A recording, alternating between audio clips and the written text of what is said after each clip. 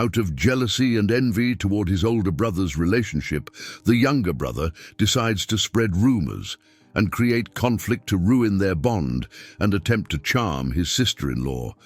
But then this happens.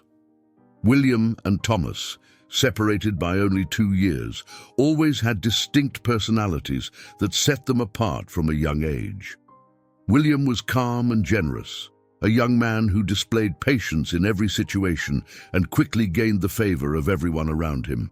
Thomas, on the other hand, was reserved and cautious, preferring to keep his distance and observe everything around him with an analytical and often silent gaze. Despite these differences, the relationship between the brothers had always been harmonious, marked by a friendship that seemed unshakable, the result of years spent sharing the joys and challenges of childhood. However, with the arrival of adolescence, this close relationship would begin to be tested in an unexpected way. It was a peaceful morning at the brothers' house, with the aroma of freshly brewed coffee filling the air. The family, as usual, was gathered for breakfast, a tradition they had kept since William and Thomas were little. William, now 21 years old, sat next to his father, while Thomas, 2 years younger, was finishing spreading butter on his slice of bread, his gaze distracted. "Did you know we have a new neighbor?" their father, Ronald, commented as he poured more coffee into his cup. "A new neighbor?" William asked, looking up intrigued. Yes, Gregory's daughter, our neighbor, has come to live with him," Ronald replied. "She had been living with her mother across the country, but it seems she decided to spend some time here now, with her father." "Has she arrived yet?" Thomas asked, with a hint of curiosity that he rarely showed in trivial conversations. "I think she arrived yesterday. I was thinking we could pay her a visit to welcome her." "What do you think?" suggested their father, looking at his wife, who nodded in agreement. William smiled, always eager to meet new people. "We could bring her a gift, something typical from here. It would be a nice way to start." "Great idea," said their mother, already heading to the cupboard to grab a small box of homemade sweets she always kept on hand. "These sweets are perfect for giving as gifts. Shall we go?" After breakfast, the whole family walked to the neighbor's house next door. Gregory, the father of the new resident, greeted them with a warm smile and invited them in. "Glad you came," Gregory said, shaking Ronald's hand. "I'll call my daughter Emily. She's still getting settled, but she'll be happy to meet you." A few minutes later, Emily appeared in the living room, and both brothers exchanged surprised glances. Emily was a young woman with delicate features and a simple yet captivating smile. She had long, dark hair and a gentle look that immediately lit up when she saw the new neighbors. "Welcome, Emily," William greeted her, extending his hand with the gift. "We brought you these sweets as a welcome gesture." "Oh, thank you so much," Emily said, smiling genuinely. "I love sweets. That's so kind of you." As the conversation flowed naturally, Ronald and Gregory discussed the changes in the neighborhood, Emily's family, and her new routine. William, always sociable, asked her questions about the time she had spent with her mother and what she thought of the city. Thomas, more reserved, watched from afar but listened closely to every word she spoke with interest. "So, did you like living with your mother?" William asked, curious. "Yes, but I felt it was time to spend more time with my dad," Emily replied. "It's nice to meet new people, and the neighborhood seems peaceful, right?" "It's quite peaceful, yes. Everyone knows each other," William commented, "but we can show you the more interesting places if you want." Emily laughed. "Definitely. I'll probably need some guides." Thomas, shy, finally found an opportunity to join the conversation.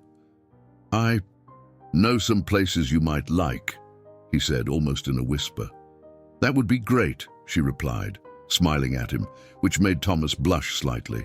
The conversation continued for a few more minutes, and with each response and smile, Emily charmed both brothers in her own way. Over time, their visits became more frequent. William and Thomas began to accompany Emily on walks around the neighborhood, telling her local stories and introducing her to the neighbors. On some afternoons, the three of them would gather in Emily's backyard to talk about movies, music, and future plans. During one of these meetings, William mentioned a recent movie he had seen. "This movie made me think about how we're always trying to find our place in the world," he said, looking at Emily, who seemed to be listening intently. "I agree," she said, "and I think everyone is looking for that meaning, even if in different ways." Thomas just watched, feeling that each of William's words seemed to bring him closer to her. However, he also felt the same attraction and admiration for Emily, but kept his feelings to himself. Although he knew William was also interested in her, neither of them ever openly spoke about it. It was a tension that grew over time, but their harmonious relationship continued, even though they both knew of the feelings they shared for the same person. One day, Thomas decided to take a bigger risk and invited Emily on a solo outing. "Emily, if you ever want to go check out the downtown area, let me know. There are some bookstores there you might like," he suggested, trying to sound casual. "I'd love that, Thomas. I love books," she replied enthusiastically, and Thomas felt his heart race. Despite these moments where each of the brothers tried to get closer to Emily individually, William, with his more spontaneous and outgoing nature, naturally gained her trust. He was charismatic, always knowing what to say, and Emily seemed comfortable around him. Months passed until one sunny afternoon, William finally expressed what he felt for her. "Emily," he began with a nervous smile, "I really like you. You're special to me, and I'd love to have something more serious with you. What do you think?" Emily smiled shyly, her eyes sparkling. "I like you too, William. I think I've known that for a while," she said, gently holding his hand. They exchanged a look, sharing a unique moment that sealed the beginning of their relationship. When Thomas found out, it was like a wave of emotions hit him. He had always known that William's feelings for Emily were strong, but seeing them together, entering into a relationship, brought a pain he didn't know how to handle. His brother had won the person he also loved, but had never had the courage to confess. And so Thomas withdrew even more, hiding the sadness he felt, while William and Emily enjoyed the first moments of a happy and passionate relationship. The relationship between William and Emily blossomed intensely and visibly. Since they started dating, Emily seemed to have eyes only for him, and the attention she once divided between the two brothers was now entirely focused on her boyfriend. For William, every meeting with Emily was a new discovery. They saw each other almost every day, and each walk, each moment together, seemed to bring them closer. They talked about their life dreams, the trips they wanted to take, the future they were starting to envision together. On weekends, Emily would visit William's house and naturally join in on the family lunches. It was at these meetings that Thomas, sitting across from the table, began to notice how excluded he was, as though he were nothing more than a shadow of everything that could have been. "William, have you thought about visiting the South? I heard there are some beautiful beaches there," Emily commented during one lunch, her eyes sparkling as she imagined the trip. "I'd go anywhere with you," William replied, smiling at her. Thomas turned his gaze away, feeling a bitter pang. He still tried to join in, but Emily and William seemed so absorbed in each other that his words were left hanging, unanswered. Thomas, once a distant observer, was now an unwilling spectator to his brother's happiness, which only fueled his resentment. Even their parents, who had once tried to include him in the conversations, now seemed more focused on the couple, perhaps imagining the future William and Emily might build together. The weeks turned into months, and Thomas's feeling of exclusion only grew. One day, trying to strike up a conversation with Emily, she interrupted him to tell William something, without even noticing Thomas was present. He, now bitter, began to avoid family meetings and Emily's visits. The anger and envy he felt toward William grew with every new smile the couple exchanged, every conversation he couldn't join. "William, have you thought about what our home would be like?"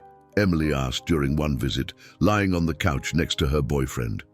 "Of course, darling. It would be a calm place with plenty of light and a garden so you can plant all the flowers you want," William replied, stroking her hair. Thomas overheard these dialogues repeatedly, and the bitterness in his chest seemed to consume any remnants of fraternal love that still existed. Years passed, and he no longer saw William as a brother, but as a rival. At times, he tried to push these feelings aside, but each encounter between the two, each declaration of love, and each future plan only reminded him of what he desired, but would never have. Then, one Sunday lunch, William made an announcement that took everyone by surprise.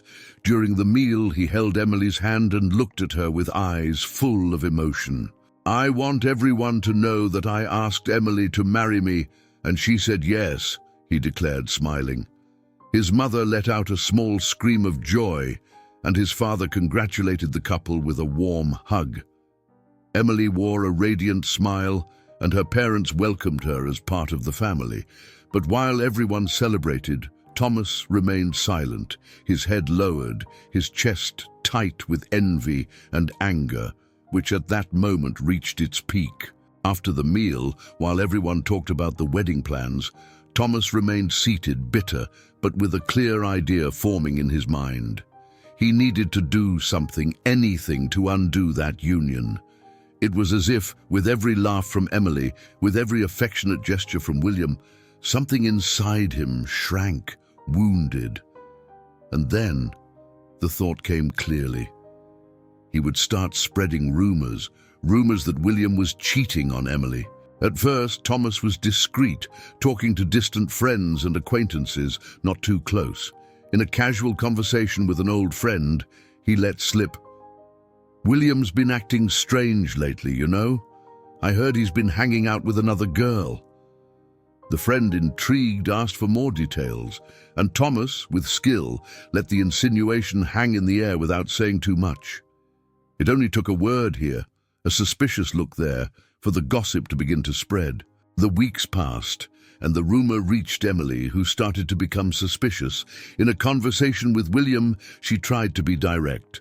"William, people are talking about you, saying you've been seeing other women. Is that true?" Emily asked, with a mix of sadness and distrust in her eyes. William, surprised, tried to calm her down. "Of course not, Emily. You know I love you. I can't believe you're listening to these lies."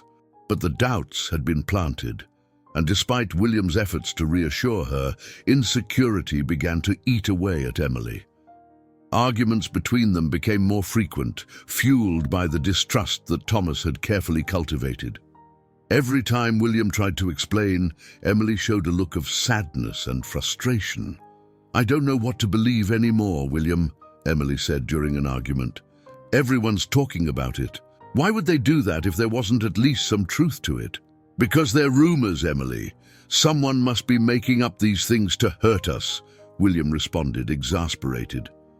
Thomas, for his part, watched from a distance, pretending to be neutral, but internally satisfied with the effect of his plan. Each argument between the couple was like fuel for his hatred, and he relished in seeing Emily questioning William and pulling away from him more and more. He pretended to be surprised and offered a shoulder to lean on to Emily, who, distressed and confused, would sometimes find comfort in Thomas's presence, unaware that he was the source of her insecurities. Finally, after months of arguments and doubts, Emily made a decision. On a Sunday afternoon, with the family gathered, she announced in a cold and distant tone, "The wedding is off. I can't marry someone I don't trust," she declared, tears in her eyes, looking at William. The declaration took everyone by surprise, and shock swept through the room. William's mother looked at him, bewildered, while his father shook his head as if trying to understand what had happened. Thomas, hiding a satisfied smile, looked down, as if sharing the family's sadness, but deep inside he silently celebrated the success of his plan. After the announcement, the family began to whisper, unable to understand how William, always so attentive, could have betrayed Emily. Even without proof, suspicions lingered, and the family atmosphere grew heavy with uncertainty. William, deeply saddened, tried to explain to his parents that none of what was being said was true, but it was as though trust had been completely shattered. Watching his brother desolate and vulnerable, Thomas felt that the time to act had come. William spent his days immersed in a deep sadness, as if a shadow had fallen over him. Since his breakup with Emily, his spirit had vanished, and the days seemed to drag on. He rarely left his room, and when he did, he avoided his parents' gaze and any kind of conversation. The house, once so full of laughter and plans, was now dominated by a heavy silence. Deep down, he still couldn't understand how everything had fallen apart so quickly. The pain of losing Emily's love mixed with the humiliation of being accused of something he knew he hadn't done. How could she believe something like that, he wondered, sitting in his room, his tone bitter. Meanwhile, Thomas, now more confident, seized every opportunity to get closer to Emily. He would run into her on the streets of the neighborhood, offer his support, present himself as a reliable and always present friend. One afternoon, as they walked through the park, Thomas took advantage of a pause to talk. "I know all of this has been hard for you," he said with a soft tone, pretending to be compassionate, "but I'm here for whatever you need." Emily sighed, still visibly shaken. "Thank you, Thomas. I don't know what I'd do without someone to talk to." "You deserve someone who's by your side, someone loyal and honest," Thomas added, insinuating with a serious expression. "Maybe you're right," Emily replied, still full of doubt, but seemingly relieved by Thomas's company. Their interactions became more frequent, with Thomas exploring every moment to gain her trust. Unbeknownst to Emily, he manipulated his words, always hinting that she deserved someone better, someone who valued her and wouldn't betray her. Thomas saw in her an easy target, vulnerable and fragile, and this fed his ego and his desire to take the place he believed was rightfully his. Meanwhile, William tried, little by little, to get his life back on track. One day, while talking to an old friend, he accidentally brought up the topic of betrayal. "I just want to understand where these rumors came from," William commented nonchalantly, still trying to process the situation. The friend, hesitating, eventually revealed what he knew. I'm not sure, William, but I heard it from Thomas." William froze for a moment, as if the missing piece of the puzzle had finally fallen into place.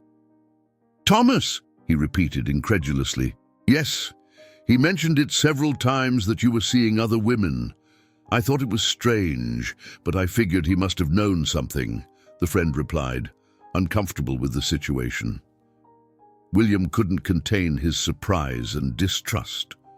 With this new information, he began questioning other people, friends and even relatives, about the rumors. With each response, the confirmation repeated. Thomas had been the source of all the gossip. The truth began to emerge in his mind like a blow, and the pain of his brother's betrayal became something darker. He decided he needed proof and waited for the right moment to confront him.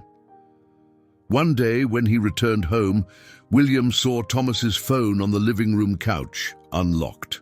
Thomas was in the bathroom, and William, driven by an urgent need to understand what had really happened, picked up the device. His breath quickened as he scrolled through the messages, trying to calm the racing beat of his heart.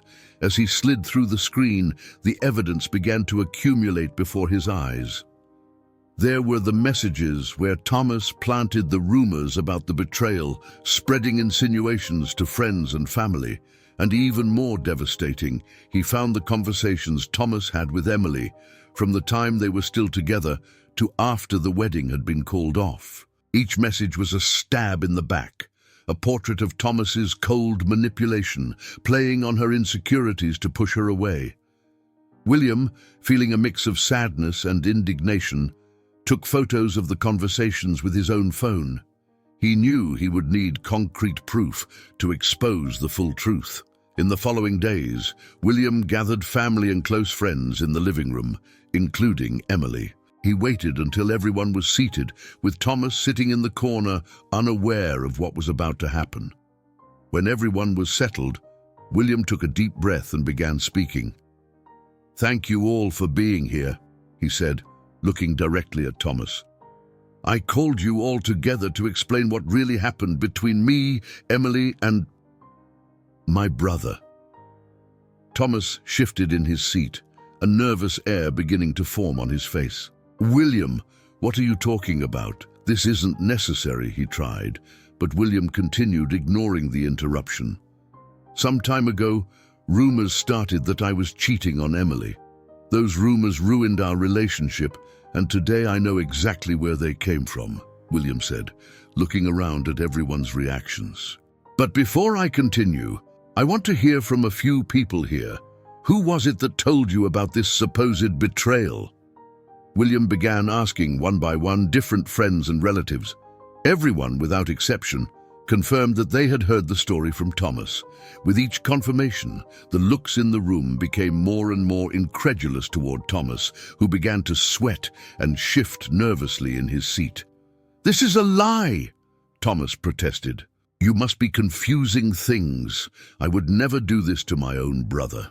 William, staying calm, held up the phone with the photos of the messages and looked at him with a firm expression.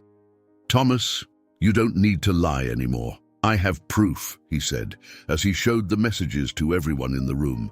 The people present stared in shock and disgust at the evidence on the screens. With each new message exposed, the silence grew heavier, until William began reading aloud the parts where Thomas suggested to friends that he, William, was involved with another woman. He then showed the messages where Thomas manipulated Emily, insinuating she deserved someone better. "Thomas, you've always known I was in love with Emily," William continued, his voice firm but marked by evident sadness. "But your jealousy, your anger because you knew she chose me, made you go too far. You lied, manipulated, and betrayed your own family, all because of a sick feeling of jealousy." The people's eyes were now fixed on Thomas with looks of reproach and disdain. Emily, in particular, seemed devastated. Her eyes were filled with tears, and she held her hand to her mouth, incredulous at everything she was learning in that moment. Thomas, unable to deny the evidence that everyone saw, tried to defend himself, but his words sounded empty. I didn't want to hurt anyone. This was a mistake. His father, who had remained silent until then, finally stood up. With a mixture of sadness and anger, he walked up to Thomas and looked at him. "Thomas," he began in a harsh tone, "I never thought I'd see my own son do something so petty and cruel. William has always been your brother, always supported you, and this is how you repay him, with lies and betrayal." Their mother, with tears in her eyes, stepped up to her husband and looked at Thomas. "What you've done is not just a betrayal to your brother, but to the entire family. You threw away our trust for blind jealousy." Thomas, desperate, tried to argue. "Mom, Dad, please, I didn't know things would go this far. I just wanted—" His father interrupted him, his voice cold. "Enough, Thomas. There's no excuse for what you've done. Today you've lost the right to be part of this family. You don't deserve the trust, love, and respect we've given you." "I want you to leave this house," his father said with a cold gaze. "You no longer have a place here, not after everything you've done." His mother nodded, still with tears in her eyes but without hesitation. "Please, Thomas, go." Thomas, defeated and humiliated, looked at each person's face, searching for any sign of compassion, but all he found was contempt. With his shoulders slumped, he left the house, knowing he had lost everything because of his jealousy. After everyone left, only William and Emily remained. The silence between them was heavy, and she finally broke the silence, her voice trembling and her eyes filled with tears. "William," she began hesitantly, I don't even know how to apologize." I was foolish. I let him manipulate my fears and doubts. Please forgive me, I never wanted to hurt you. William looked at her with a serious expression, no longer with the warmth that once existed between them. Emily, what Thomas did was horrible. But deep down, you chose to believe him. You chose to believe rumors, lies, and not me. How can I trust someone who believed the worst of me without giving me a chance to defend myself? She lowered her head, ashamed and distressed. I know I was wrong, William. I know I should have listened to you. If I could go back, I would do everything differently. William sighed, his heart still heavy from the pain this had caused him. Emily, what's past can't be changed. Our trust has been broken, and I can't pretend that nothing happened. You didn't trust me when I needed you to believe in me. But William, she insisted, almost whispering, I love you.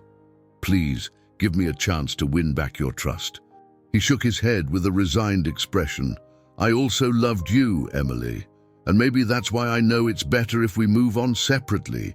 Some wounds can't be healed, and I don't want to build something on doubt. Emily, now crying in silence, nodded sadly. She knew she had lost not only the man she loved, but also his trust and respect. William walked Emily to the door, both aware that this was the end. He watched her leave, feeling a mixture of relief and sadness. He knew that, no matter how much he had loved her, the trust between them was broken beyond repair. From that moment on, he was determined to rebuild his life away from the shadows that Thomas and Emily had cast over his path. Emily, devastated by her own mistake, decided to move to a new city, seeking to forget the past and learn from the harsh lesson that love cannot exist without trust. As for Thomas, he faced the consequences of his jealousy and betrayal, being rejected by his own family. Disheartened and isolated, he spent the following years trying to redeem himself, but the wound he had caused was too deep to forget. As for William, he moved forward, renewed and stronger. He built a new life, surrounded by sincere people and experiences he valued. Although he carried the scars of what had happened, he found peace in freeing himself from the past and decided that nothing would stop him from seeking a more honest and true future. If you enjoyed this story, don't forget to subscribe to the channel, leave a comment, give it a like, and activate the notification bell so you don't miss any of our upcoming videos. See you in the next story.